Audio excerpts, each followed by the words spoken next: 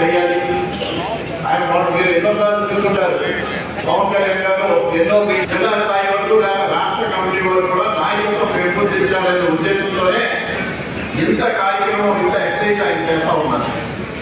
కాబట్టి మీ అందరూ కూడా మరొకసారి తెలియజేస్తూ ఉన్నాను, మీరైతే ఏదైతే పార్టీ కోసం కృషి చేశారో, పార్టీలో ఏదైతే పదవి ఆశిస్తూ ఉన్నారో, పార్టీ పదవి కావచ్చు, నామినేటెడ్ పోస్ట్ కావచ్చు, మీరు ఏది ఆశిస్తా ఉన్నారో ఆ సంబంధించిన అప్లికేషన్లు 4 అప్లికేషన్స్ ఉన్నాయి.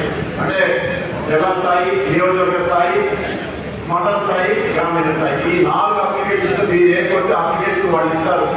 ఆ అప్లికేషన్ తీసుకుని 2 డబ్బులు కూర్చొని మీరు ఫిల్ చేసిన పర్వాలేదు, లేదు మన సాధకులకు ఇస్తే సాధకులు ఫిల్ చేసేసి మీ దగ్గర సంతకం తీసుకొని ఆ ఒక అప్లికేషన్ ని తీసుకోవడం జరుగుతుంది. దీంట్లో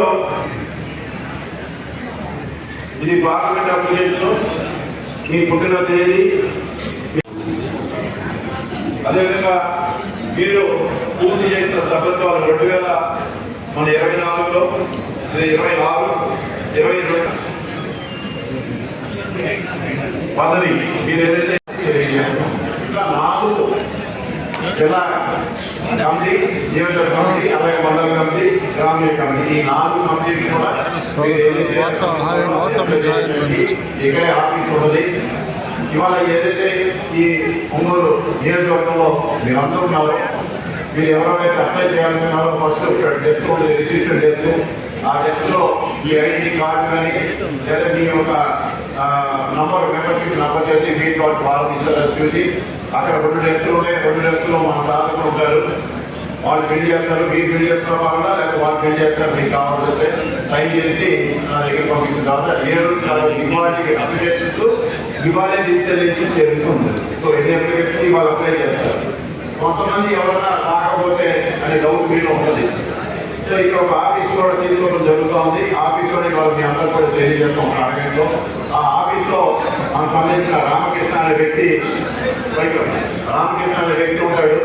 సో అప్లికేషన్స్ ఇవాళ రాని వాళ్ళు ఇంకా ఎవరన్నా ఉంటే ఆ రామకృష్ణ గారికి అప్లై చేస్తే ఆయన ఏ రోజు కాదు మళ్ళీ డిసిషన్ చేస్తారు. ఎందుకు ఈ పని చేస్తామంటే మేము రేపు మళ్ళీ 30వ తారీఖు రేపు పొద్దున మన కోటేరి, పొద్దున సాయంత్రం కలిగిరి, అలాగే 1వ తారీఖు వచ్చి ఇతరులు, సాయంత్రం మార్కాపురం, 2వ తారీఖు ఎర్రగొండపాలెం, సాయంత్రం దర్శి.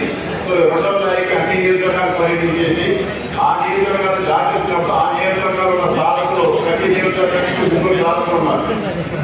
ఫాలో చేస్తారు. మీ అందరూ కూడా అర్థమైందని చెప్పి నేను ఆశిస్తూ మీ అందరూ కూడా తెలుసు మన పార్టీ అధ్యక్షులు ఏ విధంగా ఈ రాష్ట్రంలో పంచాయతీ వ్యవస్థలో ఏ విధంగా కృషి చేస్తూ ఉన్నారు, ఏ విధంగా ఈ రాష్ట్రంలో జనసేన పార్టీ ఏ విధంగా మన ఎలక్షన్స్లో పనిచేసింది, ఏ విధంగా కూటమి అధికారం రాష్ట్రంలో కోసం జనసేన పార్టీ ఏ విధంగా కృషి చేసింది, జరగట్ల అది ప్రతి ఒక్కరికి కూడా తెలుసు. ప్రతి ఒక్కరి ఆత్మ తెలుసు, ప్రతి ఒక్కరి గురికి తెలుసు. కానీ వాళ్ళ రాజకీయ లబ్ధి కోసం పురాణాలు రాసిపడే పార్టీని మనం ఏదైతే మనకి తిప్పికొట్టాలి, మీ స్థానంలో మీ క్షేత్రస్థాయిలో మీరు ఎవరో ఉన్నారు, మీరు కూడా ఎన్ని కూడా తిప్పికొట్టాలని చెప్పి నేను మరీ మేము అందరూ కోరుకుంటూ అది జనసేన పార్టీ మరింత బలోపేతం కావాలి.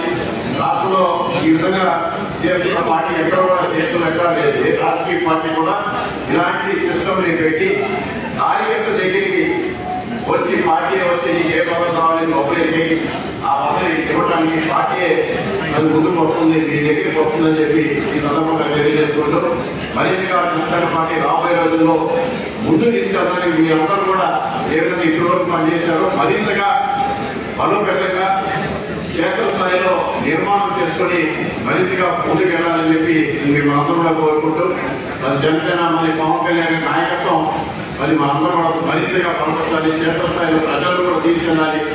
కులరహిత సమాజం, సమాజ అభివృద్ధి, ఈ రాష్ట్ర అభివృద్ధి ప్రధాన అంశంగా మనం ముందుకు వెళ్ళాలని చెప్పి మేము అందరూ కూడా కోరుకుంటూ అది నాకు ఈ అవకాశం ఇచ్చిన ముందుగా పార్లమెంట్ నియోజకవర్గ అధికారులుగా పంపించిన పవన్ కళ్యాణ్ గారికి ధన్యవాదాలు తెలియజేసుకుంటూ అదేవిధంగా మీ అందరూ కూడా కలవడానికి నాకు అవకాశం ఇచ్చిన మరొకసారి అధ్యక్షుల నమస్కారం చేసుకుంటూ మీ అందరూ కూడా ఎంతోమంది వచ్చి ఈ యొక్క కార్యక్రమాన్ని విజయవంతం చేసినందుకు ధన్యవాదాలు, కృతజ్ఞతలు తెలుసుకుంటూ సెలవు చేస్తున్నాను. జై జనసేన.